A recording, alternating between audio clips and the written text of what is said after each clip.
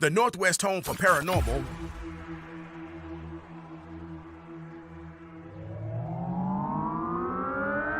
You're listening to U.S. Phenomenon with your host, Mario Magana.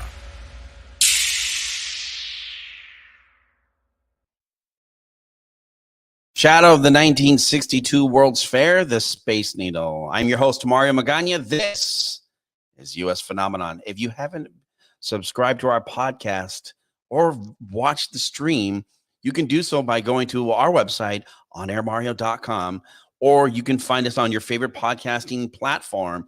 Just search U.S. Phenomenon. We'd like to take a moment to welcome our affiliates, KOSW, KGRG, KAPY, and our flagship station, KVI. Tonight, we're going to talk about something that is not always talked about, and I think that sometimes it can be mostly uncomfortable to talk about. But for those that are believers or non-believers, you're going to be on the edge of your seat tonight. According to a new Gallup poll, 58% of Americans believe God exists, down from 68% in 2001. I wonder if that was like during, I wonder when that poll was taken, if that had anything to do with around the 9/11 stuff too. Fewer than 60% say they believe in hell, down from 71% 2 decades ago. Meghan Henning, an author of Hell Hath No Fury, can explain the consequences, while modern preachers often use the fear of evangelizing. Is there such a thing? Are they trying to get people through the front door? Is this what's really going on? It is my pleasure to welcome to the show Meghan Henning. Welcome. You are a professor. I mean, you're the top dog on this. You're gonna definitely school us and let us know what's really going on. Why are people not believing in heaven or hell anymore? What's going on? Thank you so much for that introduction, Mario. I'm really glad to be here. I can't tell you exactly why people are thinking that, but I have some educated guesses. How about that? I think that one of the things that is really startling, that Gallup poll does not compare the United States to other places in the world, but globally, more people believe in hell in the United States than anywhere else. So that's also something that we want to note, that it's gone down in the United States in the last little while, but we are still leading the globe in preaching about hell here in the United States. And that belief in hell is definitely tied to, you kind of teased this a little bit in your question, right? Are people doing this to persuade people to come through the door? And in the United States, in our world today, that is absolutely part of the picture. That the belief in hell is tied explicitly, in particular evangelical church contexts, to increasing numbers. And we see this in a phenomenon that is exclusive to the United States, the modern day hell house. Have you ever heard of a hell house, Mario? Only the ones where you go through the haunted house, but never a hell house. Okay. So I'm a professor in Ohio, and I don't know if you know this or not, but Ohio is actually the nation's capital in number of haunted houses as well. We have more haunted houses in Ohio than anyone else. But hell houses are something that we find in the United States, not only in Ohio. Texas is a huge place for hell houses. There's actually some on the East Coast as well. They're usually run by churches or parachurch organizations, and they are put on around Halloween, but they use the fear of hell explicitly to scare people into conversion. So the orientation of hell today in modern churches and in these hell houses is to try to convert people to Christianity specifically. And they do so not only through the scare tactics of hell, like showing specific punishments in hell in these graphic scenes, but there's usually a room at the end where there's also a fair amount of social pressure. And this happens in church settings too, where there'll be what we call an altar call, where people are kind of told that they need to convert to Christianity now. And in there's a couple of documentaries on hell houses, and you see in those. So if you haven't been to one, you can actually have the experience of seeing some of the scenes in these hell houses firsthand through some of these documentaries, where you see people being sort of cloistered in a room, and at the end of the hell house, and sort of told that they need to, they have like 25 seconds to decide whether they want to convert to Christianity or not. And so they come to these things like you would a haunted house with their friends, and they have all of these people watching them make this decision. And so there's a great deal of social pressure involved as well. And so these are scare tactics that are used to persuade people to convert to Christianity largely. And I think that perhaps part of why we have seen a bit of a decrease in this in the last 2 years. I think one possibility is that the experiences of living through a global pandemic have made us aware of, this is a very individualistic form of religion, right? It's all about the individual person making an individual decision about their personal salvation, or at least that's the way it's phrased in these churches. And the experience of living through a global pandemic has made us all realize that we are connected to each other, right? In fundamental ways. We aren't just individuals making individual decisions that only affect our eternal fate. The decisions that we make every day affect us all. And I think that that's something that we experienced dramatically in the last several years. And I think that that makes a highly individualistic religious practice less attractive. And that, I think, might contribute to part of what we're seeing here. It's interesting you say that, because I would have thought the complete opposite with pandemic and getting right, or how people look at this.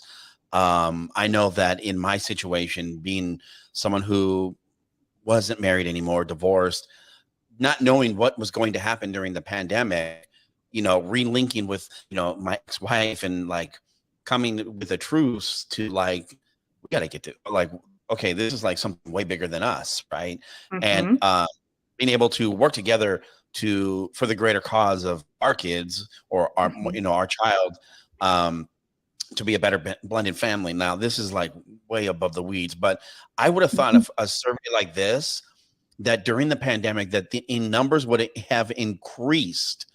But because a lot of churches were shut down during the pandemic, maybe that also plays into the fact where, you're not going door to door anymore. And, a lot of churches, they shut down, where there were some churches, and I know of one that I attended, that the doors were open. I mean, yes, people were getting COVID on large levels, but they continued to press and press and press and press to get people to go through the door. Did I watch from home? Sure. Yeah, I definitely did. Now, my beliefs versus someone else's belief, like someone who may, like, to me, no judgment on anybody's piece. At least for me, I just know that I just like, well, I've never seen Bigfoot, I've never seen a ghost, and I always say that. I've never seen a ghost. So I have some faith. Now, is there a higher power? I hope so, because God, that would really suck at the end of the day. Like, we leave, and all this energy, like right now, even us having this conversation, this energy just vaporizes, just goes with the cosmic dust. Yeah. Yeah, I think the question and the survey data shows that there's a different number of people that believe in heaven from the number of people that believe in hell. So I think the big question behind the question is, can you believe in something that you cannot see and have heaven without hell? Right? Can you have faith in God, or a belief system that involves you trusting in something that you cannot see, and also say, maybe not with this hell stuff? And that's a question that really interests me, and one that I've tried to address in my own research a little bit.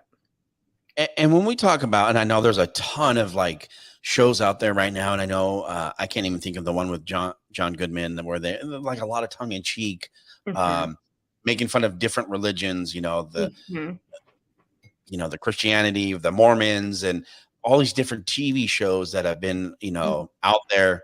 I don't want to say televangelizing, but some of it I've actually laughed at and thought was quite entertaining. And I'm from the old school, so I'm like, okay, whatever. I laughed at it, moved on.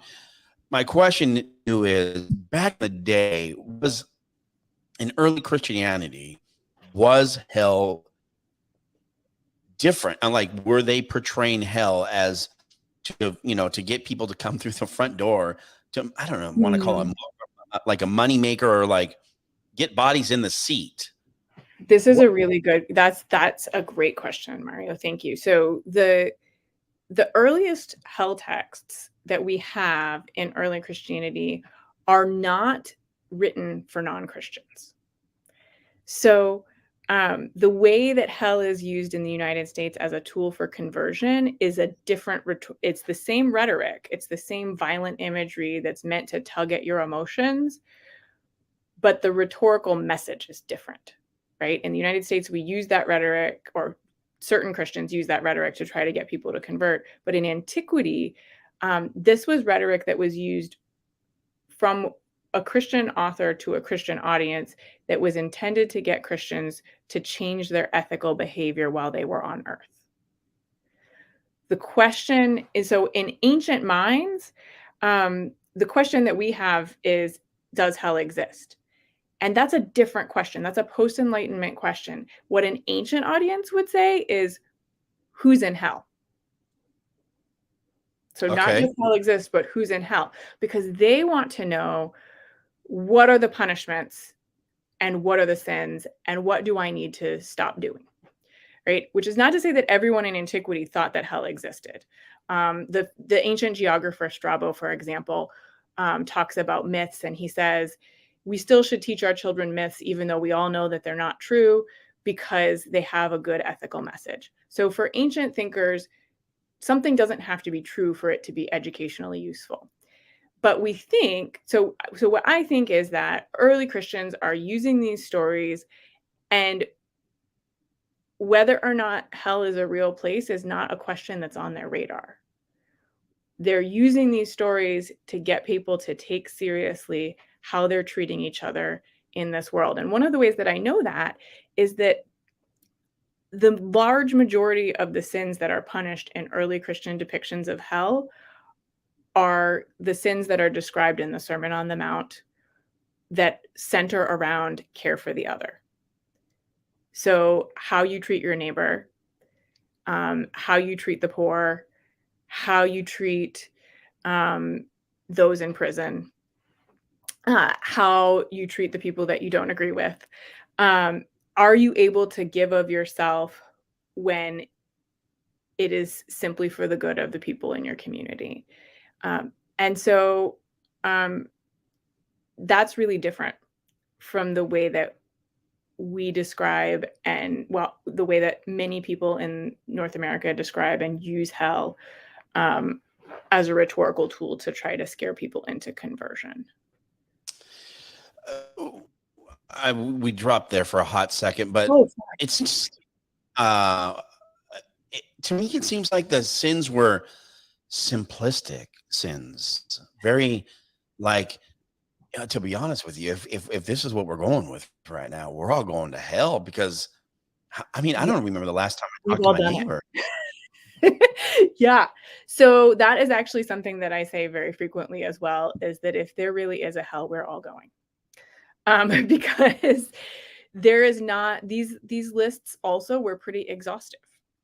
I'm going to run amok right now. That's there were so many different sins listed in these different texts that there were, and you see this in some of the New Testament texts that people are familiar with, right? The idea that it's not just adultery that's a sin, but that if you even look lustfully on another person that's not the person that you're married to, like, that's a no, right? So there, the point of these stories was to persuade people to behave in a way that took into consideration all of the people around you, and that took the ethical model of Jesus very, very seriously. So seriously that a early Christian saw this as a kind of like, this is the highest ethical goal, not as necessarily a description of It a real life. listen right. And so listening to you describe these things, I had like a whole list of things that I was running through my head. But I think my biggest thing is a sin for a sin, right? And we're talking about like lusting over somebody versus murder or stealing. Those all are the same level of sin. Not one is higher than the other. Okay, so that's a really interesting question. It depends on whose hell you're in, Mario. So, in the New Testament text, for example, Jesus just keeps referring to the outer darkness where there's weeping and gnashing of teeth, or Gehenna. And there's not a distinction made between different places in that place of punishment. But when we get to the Apocalypse of Peter, which is a 2nd century Christian text, not in the biblical canon. There are different places for different kinds of sins and different punishments associated with those sins, but there's not the hierarchy in that hell actually follows pretty closely the Roman household codes, or the Roman standards of social and moral behavior, where men have the highest seniority in the household, and children and enslaved persons have the lowest seniority. And so that structure of hell in the Apocalypse of Peter kind of mirrors what was the broader social standard of moral behavior in Roman society. Then by the time we get to the early 5th century Apocalypse of Paul, which is the text that Dante read right before he writes his Inferno, we do have a distinction between some places and other places, and the Apocalypse of Paul actually identifies a couple of places as being the worst ones in hell. And the people who are in those spaces are, at that point now, and we're talking after Constantine, those are people who deny very specific aspects of early Christian doctrine. So the people who say that the Eucharist is not the body and blood of Christ, or deny the incarnation, are in those really bad places in hell. But it's not the levels that you have in Dante. So Apocalypse of Paul starts to really distinguish, and there are places that are worse than others, but Dante takes what he reads in the Apocalypse of Paul and just really stratifies, so that there are actually some sins that are worse than others, and there's like a very clear hierarchy that we can then trace. And some people think that American Horror Story has actually taken Dante and made a very tightly defined structure for modern sin from there as well. Because when we talk about this, and you know, I mean, I typically don't bring up my personal life, but I was in a situation where I was engaged, and we were, you know, doing the church thing, and we were having this discussion, you know, and this is going to go way into the weeds, and talking about, as for me, being someone who is a believer, understanding like, look, what one individual is doing with their personal time is none of my business. But according to the book that I read, that book says, you know, don't judge anybody, you know? And so I'm like, okay, this is what the book says. I'm going to go with it, Mm-hmm. you know? So what someone does, none of my business. Mm-hmm. They have to meet whoever their maker may be. If they don't believe in a maker, however this all plays out. But from what it sounds like to me, I'm going to see them all in hell anyways. Because, well, I say this like tongue in cheek, but God, can you imagine if we were to follow the laws of how simplistic those sins were, how better a world we might actually have. And this is something I'll talk about later because I'm going to bring this up. I want to leave this meat and potato for the second half of the show. But simplicity of those sins compared to, and I'm not saying it was a different world. Well, yes, it's much different, but it just seems like it's so complex now. But to me, it's like the levels of sin have changed where, I'm like, well, I haven't talked to my neighbor. I have not done anything for the poor other than donate to the church. But, and, someone asked me for some money. I'm like, just beat it. Because again, now I'm passing judgment on an individual on the circumstances of what I believe might be the case. So, as we get close to the bottom of the hour, when we come back, I want to ask you, I want to get into the levels again. I want to continue that conversation about the levels of sins. Plus, what does hell look like what happens to us? Maybe you can shed some light on that. What happens to the body if there is such a thing as hell? And where can people find your book? Let's talk about that real quick before we get to the bottom. Absolutely. So my book is published with Yale University Press. You can buy it directly from Yale University Press or wherever books are sold.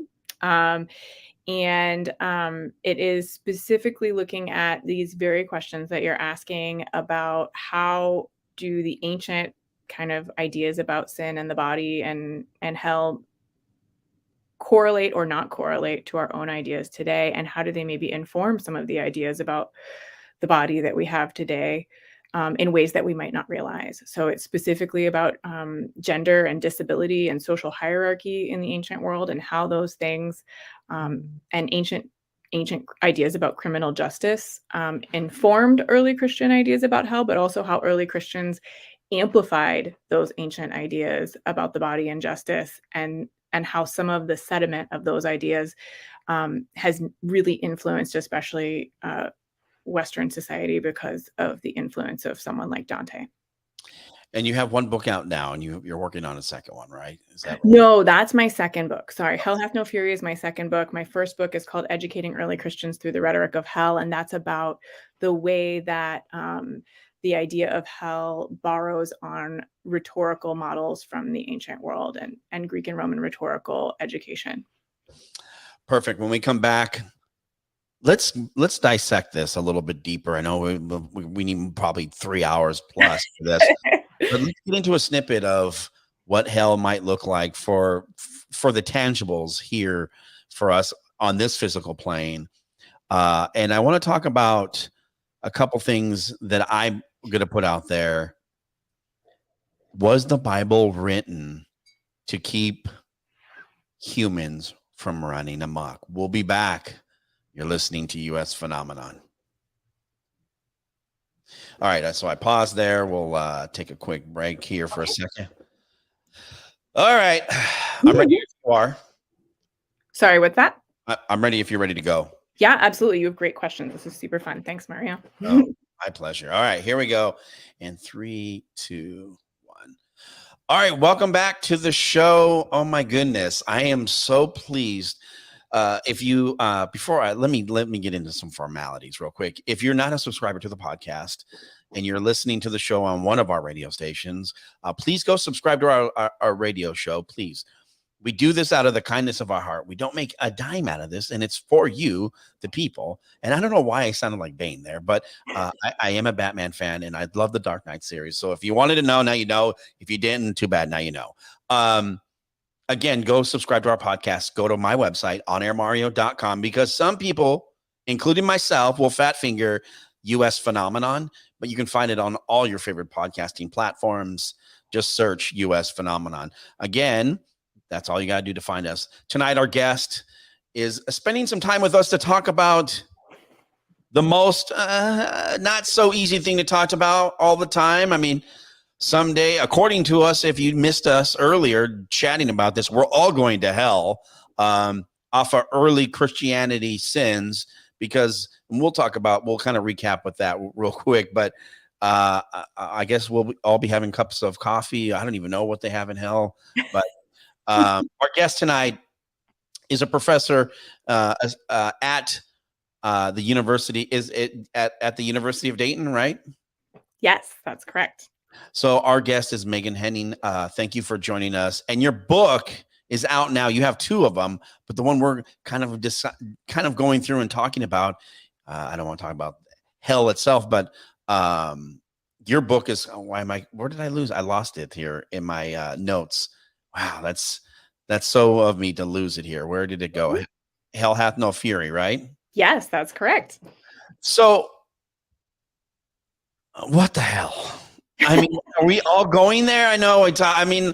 I'm trying to make this fun, but I don't want to go to hell after listening to us have a conversation earlier about what early Christianities were portraying as sins from back in the day, of like the neighbor situation, stealing.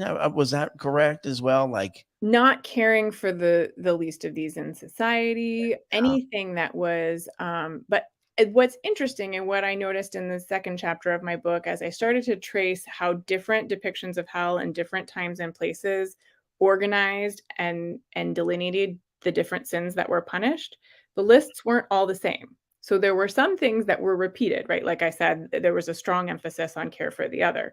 But how care for the other was defined in any given historical period was tightly tied to the social values of that society, right? So these are early Christian imaginations of what they think that hell might look like. But those imaginations were often reinforcing, for example, gender norms of a given society. So the sins that were punished around gender in the second century reflected Roman ideas about how people should dress and how people should behave with respect to women and men in the second century. And then as those gender norms changed in the fourth century, we see different things being punished, and we see men and women punished for different things. So to get to your question, I think that actually is good news and bad news. Okay. So I right. think it's right. I think it's bad news in the sense that when we talk about hell in the contemporary world, we have the maximum, this rhetoric is powerful, and we have the potential to really hurt people. And this rhetoric has been hurting people in many ways for a long time because it's been reused to reinforce social hierarchy. But the good news is that we also have um, a great deal of power in how we think about the afterlife. And we're part of, if we are a part of a Christian tradition, we're part of a long tradition of people reimagining the afterlife. And so I think we have the opportunity to join that tradition in progress and rethink these things in ways that maybe don't harm other people. And that would get us back to the kind of ethical core of what was going on in some of these earlier texts. What's interesting is, and I'll bring this up, and you were talking about the Hell House. Going the other night to a football game, it was interesting because you have these guys with the megaphones, and they're yelling, "You're going to hell! It's going to be." I mean, it's wild. Wow! At a football game in But this is like, yes, outside. Everyone's congregating, kids, families, everyone's like, it's summertime. What a great night to go watch a football game. But you got this about guy, how you're going to hell. same with the baseball game. You got this guy out here with the megaphone. Everybody's gonna go to hell, and you hear this kid say, "Dad, we're just going to the football game. Why are we gonna go to hell?" Yeah, legitimate question. Legitimate. That is out of the mouths of babes. It's unbelievable. I'm like, this fear mongering is not going to put bodies in steeples or in churches. Look, I'm sorry, but it's just not working. You might get one. Yeah. So asking this, people, going out to preach the word, the fear monger, just the fear of continuing to portray this hell place. Mm-hmm. even as such a young age of being taught about hell and going to Christian daycare back in the day, Mm, I'm like going back and having like hell was hot and fire and like mhm. lead and just this really scary place. If you know, I don't know. I thought I was going to hell because these kids were like, "Hey, go kiss this girl over there," and next thing you know, I'm going to the pastor's office. I don't know. Why do Americans? Maybe this is maybe a very broad question, but is this really just to get bodies in the seat? Does the fear of making this place the most worst place to be, does it really exist? I guess is the question. I think that it's been used to get bodies in seats for a long time, right? It begins with Jonathan Edwards and the fire and brimstone preaching that was a part of early American culture.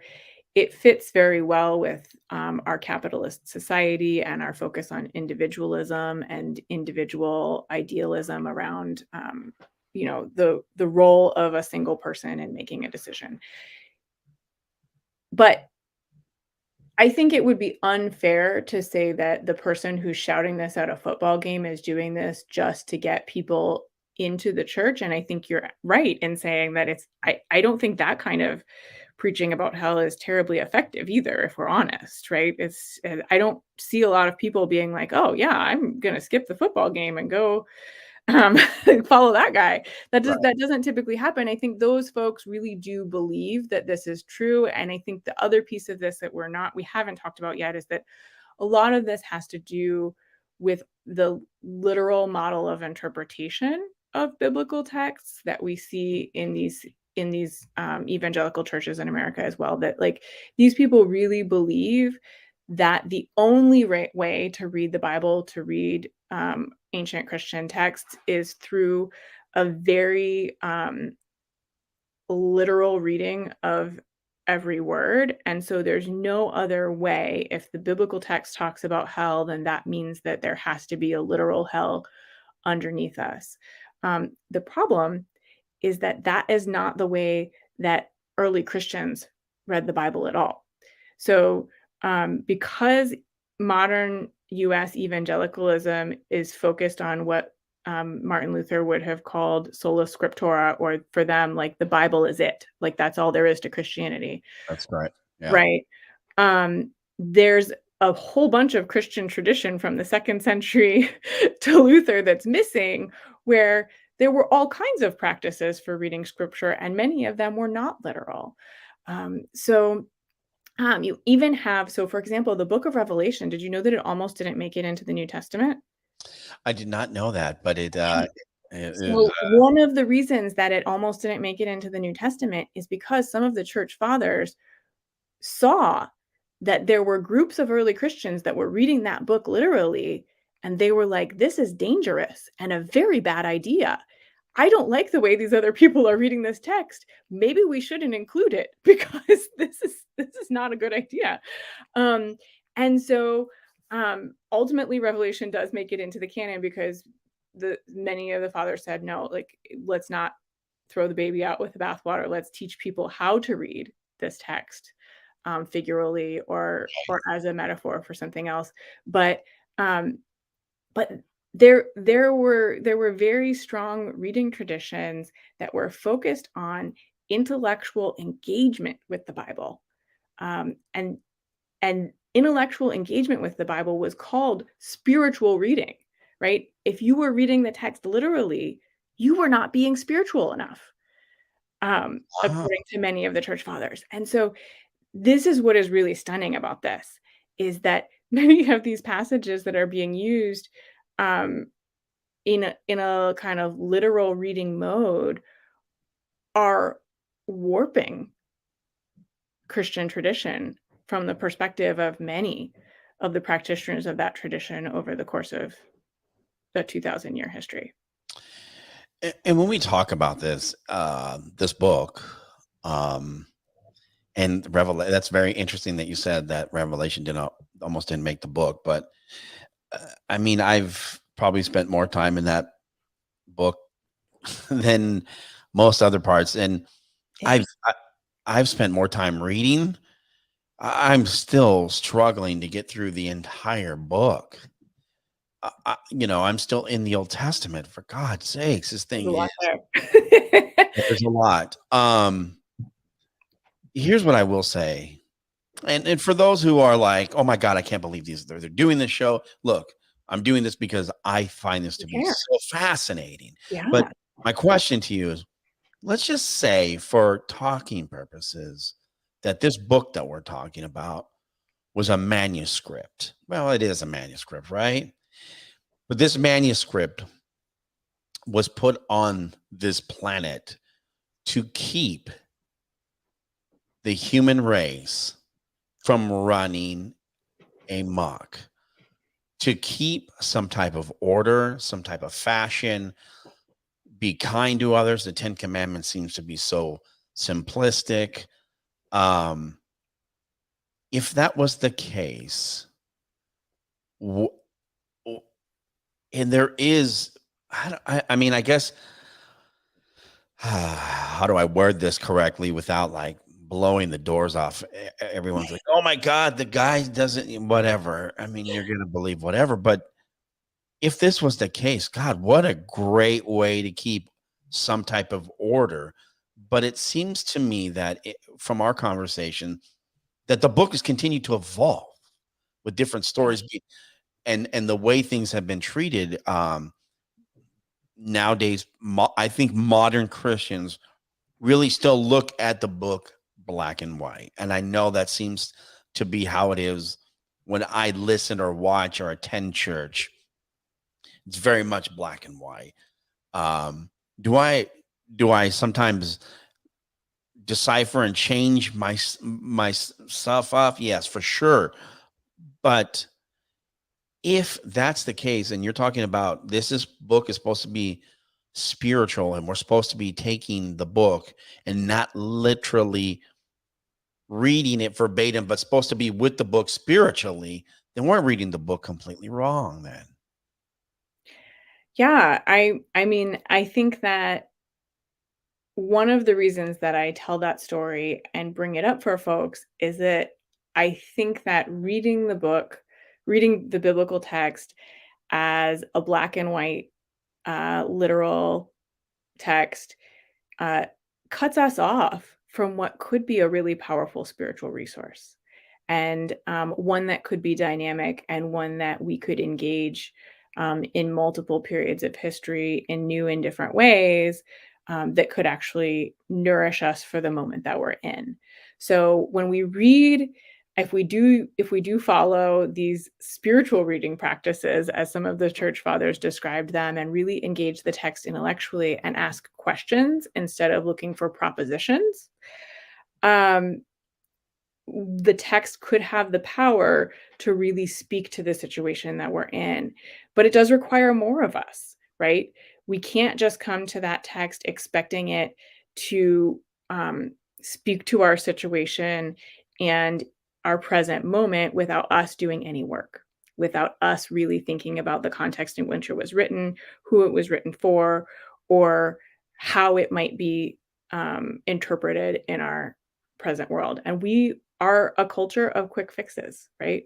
Yeah. Especially now, right? We want that instant self-help fix that, for 60 seconds we listen to something and now our whole life has changed. That's what we want, right? That's what Instagram markets to. That's what TikTok offers us, right? Just 90 seconds and you're going to have this life-changing experience and you don't actually have to do anything. Right. Yeah. And that's what we want, and we come to the Bible expecting to not have to bring anything of ourselves. And I don't think that that is what the biblical text. I think that that is one way to read the biblical text, but I think that it leaves us undernourished when we approach it that way. And when you say that, I think of those who may be listening, maybe they're not believers of anything. What do you say to them? Well, so a person doesn't have to come to the biblical text expecting to be spiritually nourished. Um, and I think that you can still learn from it, and many of my students come from this perspective as well, right? And look, I'm a historian. You don't actually have to my book, you don't have to believe in anything to find my book interesting, because it still tells us a story about how we got to where we are today in terms of the influence of the history of Christianity on the modern world. So I think for people who are not believers, this topic is interesting because some of these ideas have influenced our criminal justice system. Some of these ideas have influenced the way that we think about gender and disability and the body in our contemporary world. And so there's a long inheritance around these ideas around damnation and hell that connects to things that we might not necessarily think that it does. And whether or not people believe in hell or come to these texts looking for spiritual nourishment, they have still had a pretty profound impact on a number of people, like in your own stories, talking about, your experiences in school and the way that you might have been taught about these things in school. I encounter a lot of people who have really been traumatized. I think people use the language of religious trauma. A lot of people have really serious religious trauma around these ideas. Even if they were not part of a religious context, they still might have been in a space where somebody told them about hell in a way that did violence to them and that they have had to think about and recover from. And so I think that whether it's individual religious trauma or it's the corporate experience of, okay, we all have this idea somehow that individuals have to be punished with a physical bodily punishment that matches in measure and intensity the crime that they committed, right? And we've got that from a system of torture from antiquity, Right. right? That we can't seem to put down, right? Those are big questions and things that I'm trying to intervene in with my work. Oh man. What's so interesting in general, I think that when you talk about people who may be believers, non-believers, who have had, I think the fear. Let's just talk about the fear Mhm. of, I mean, I use myself an example, going to a Christian daycare and, if you do this, you're going to go to hell, these kinds of things. I mean, I grew up in the 80s, so everything is all hands off. It's, Me I mean, too. I'm the generation of, here's a key. Make sure you take the meat out of the freezer, put it in the sink, put some water in there and turn the faucet on so that when we come home that we can have dinner. Right. Now, I'm not going to hell for that, but what's interesting to me is when we talk about this, and I want to talk about a couple other things. One, what the levels of sin, I want to go back to that. Okay. So let's say I stole this apple because I was hungry. I think that's a pretty simplistic versus, I broke it. I don't know. Let's just say someone murdered somebody. Wait, let's go back. And I don't want to go that far, but we'll go back to the lust of looking at somebody. Yes. So someone was hungry. They took the apple. They ate the apple. Wow, that's so odd. And then somebody was lusting over somebody. Now, those two sins in general, I think from what I have learned, were the same sin in levels. Like apple was stolen, you were lusting over someone, adultery, murder, same level, same crime. Not that, Do you know why that was the case in some of these ancient texts? that's a great question. I'm going to just say, Do you want to know? yes, I want to know, but I I'm just was like, trying to tell you, Mario. I was, wait, how the hell No pun intended. How is adultery and murder the same? You know what I mean? Like, how are those the same level? Okay. Are you ready? Yeah, I'm All ready. right. So, in Roman law, a man is not considered an adulterer if he is married to a Roman woman but has sex with a prostitute. That's not adultery. Okay. Okay. Having sex with a married woman, that's adultery. And in the Apocalypse of Peter, the 2nd century, the earliest Christian apocalypse to like really describe hell in detail, the men and women who are punished for adultery, the women have dressed in fancy ways and braided their hair, and the men cry out, "I didn't know I would come to hell." And this is because, right? And you're thinking, oh, there's like a double standard, and these women are being held accountable for this sin because they led the men to lust. It's not necessarily about that. It's because if they were dressed differently, the men who slept with them might have thought that they were not married women because how you dressed signaled to other people whether or not you were married. And so these men accidentally stole somebody else's wife and they didn't know that they were committing adultery. And this is why theft and adultery are treated the same way, because adultery in many of these texts is not about breaking the bond of marriage. That's not how they defined it. You stole someone else's wife, is what you did. Ah, Okay. yeah. So, and it's still a sin against the other because you have created economic repercussions both for the husband, but now also potentially for the wife as well, who like in a situation, and this is a separate conversation, my students often find very interesting that, right, divorce is also a problem because it would leave an ancient woman destitute and impoverished. And so it's also a crime against, like, you've created a situation of Yeah, because back in those days, it was not like she was out working, exactly, right? right. She was, So this is why sometimes when we read these texts or even hear about like levels of sin, etc., we aren't able to easily make the connection because we have different social norms and these things mean really different things in our own world.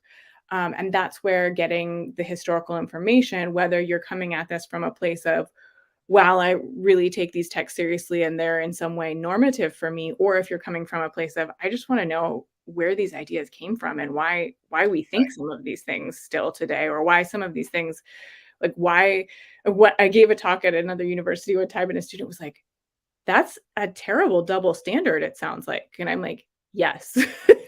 But yeah, they're like, I still see that happening in my own world. And I'm like, also yes. yeah. So being enlightened now, I'm like, okay, yeah. Basically, I'm not saying that this is happening to me. Look, I'm single, so but I'm free to move about the country. But um, if an individual was living in these biblical times, Mhm, and he saw this radiant woman who had been dressed a certain way, mhm. the you think they would have like the ring would have been a situation, but that's a material piece, and especially in those times, that wasn't always readily available to have that type of materials, depending on what your levels Right. of I mean, to be fair, the male adulterers in the Apocalypse of Peter are still in hell, whether they knew or not that they were going to go there, right? So, what we see in this text is probably early Christians intervening in some of these moral norms and saying, like, yes, this dress thing is a problem and we should not do that, but also you should. So, this is Christians actually intensifying the standard so that it is it is a standard that is held, men are held to the same standard as women to some extent. if we're all going to hell. I Mhm, had why did this just left my mind? What happens? Like, oh, okay. So in the Bible it says, "Hey, by the way, you go to your maker and you're like, please forgive me of my sins. And if we talk about, Jesus Christ died on the cross for our sins. And everyone says, okay, you've been forgiven of your sins. I think there was even an article, I don't remember which crazy serial killer, if it was Dahmer, who was, I don't remember if he was like, they said he professed that he asked for forgiveness and he was going to go to heaven. I was like, what? How is this even possible? Okay. If we are forgiven for our sins, are we still going to see people in hell for their crimes? I have no idea. Yeah. Okay. So this is one of those things where my research can take me, I can give you the historical context for all these Right. texts. I can tell you what's going on in them. And then I can tell you that what I know to be true about the Bible based on what I have read. From what I take from all of the work that I do is that the ethical core of many of these texts is about love and care for the other. And that for many people, um, God, that these texts profess a God who loves humanity from beginning to end, right? That is the central message of these biblical texts. And what scholars and practitioners who are asking questions about hell are frequently asking is the bigger question of um, if this stuff is performing this particular rhetorical role and it's tied to these ancient cultural norms, then why would we hold on to an idea that seems to be directly at odds with the rest of the message of these texts, which is that God really loves humanity and wants to intercede for humanity? So in some of the texts that I study, um, well, in all of them, the saint who is being taken on this tour of hell and told about all of these punishments Right. is frequently asking Jesus or God to intercede on behalf of the damned. And what's really interesting is that in several of the texts, God does. So sometimes the damned are given a day of rest on Easter Sunday. Sometimes the damned are given a multiple days of rest, a longer period of rest.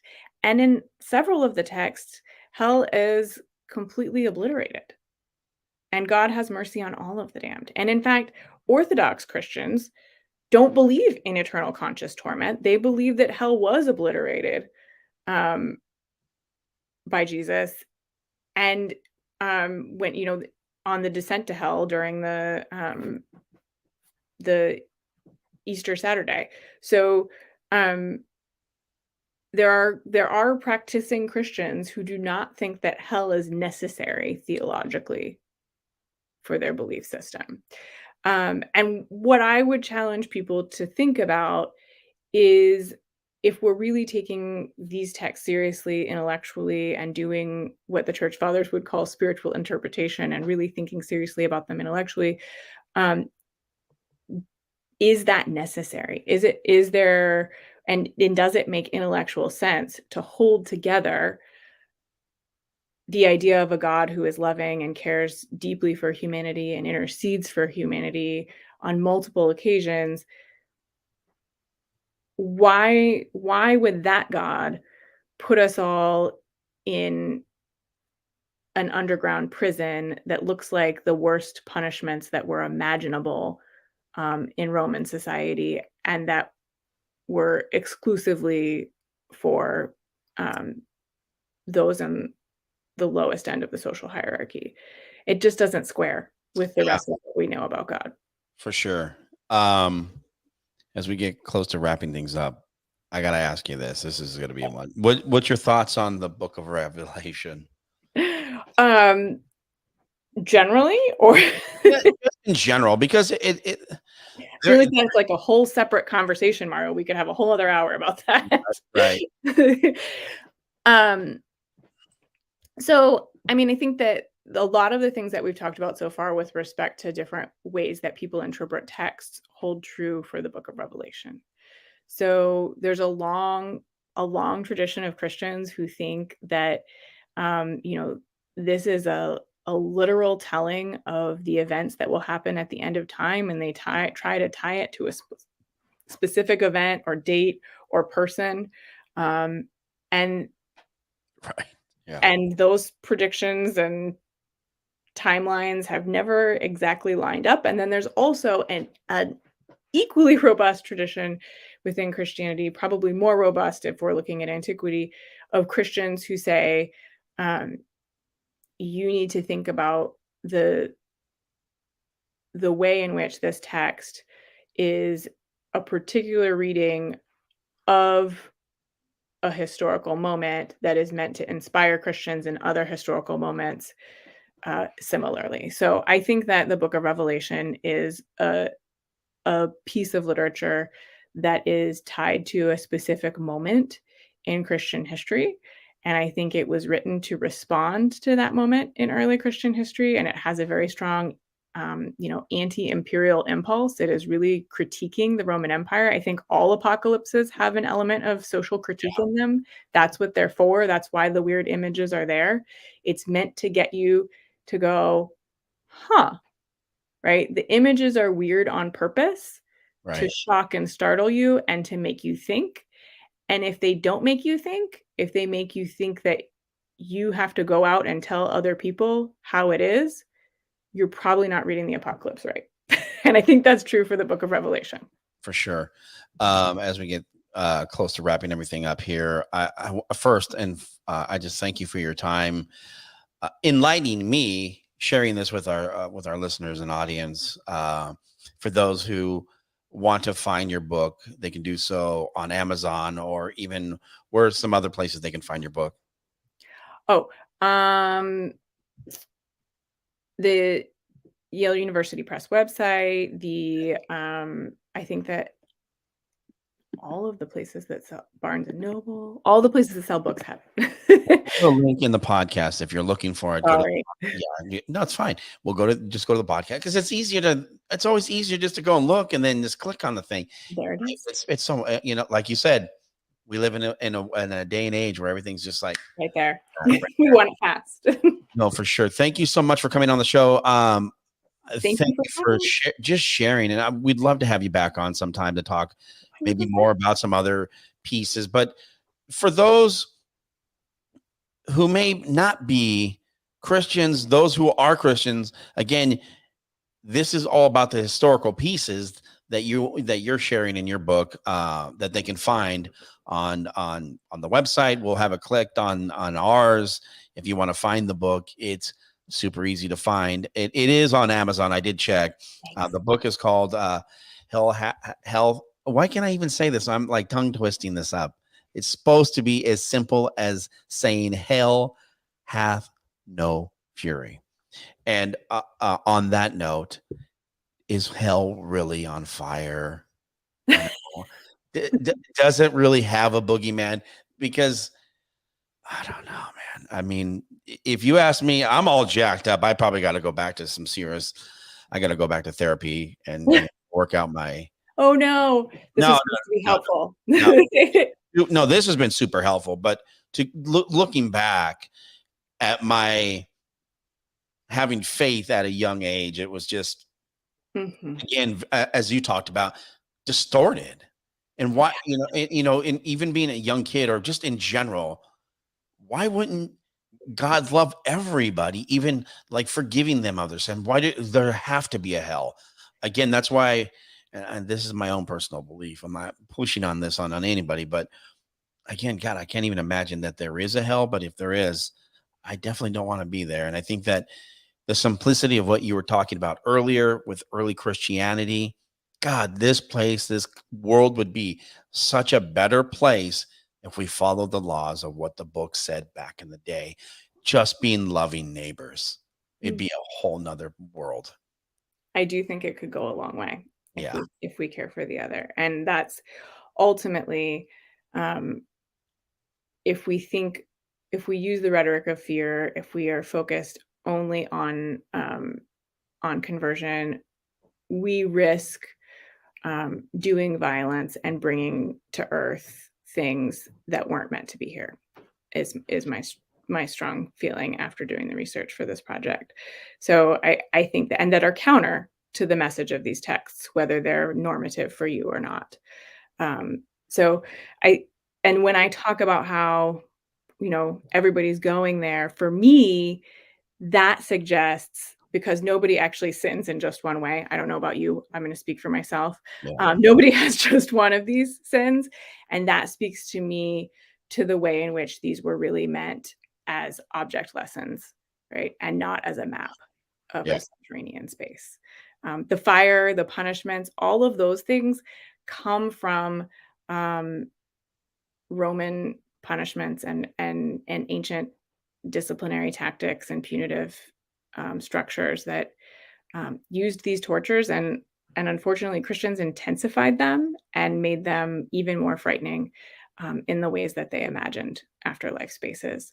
So I think the message of the book and the answer to your question about, is there fire, uh, is that yes, there's fire in the imaginations of early Christians, and we have a great responsibility, no matter how we're approaching these texts, to think about the implications of that for our contemporary world and how we can make the world into the ethical model that we think should be at its center.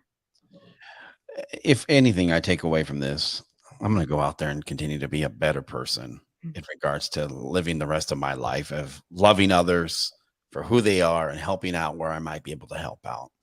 That's what I'm taking away from this. That's So a lot. again, thank you. You can find her book. We'll have it linked in our podcast if you're looking for it. Meghan, Henning, thank you so much for coming on the radio show from the Pacific Northwest. I want to thank all of our affiliates. Thank you for listening to the show. If you're not a subscriber to our podcast, you can do so by going to our website, onairmario.com, or go to your favorite podcasting platform and just search U.S. Phenomenon. For my entire team, Mark Christopher, Sophia Magana, and myself, Mario Magana, be sure to look up at the sky because you never know what you might see. Good night. Thank you.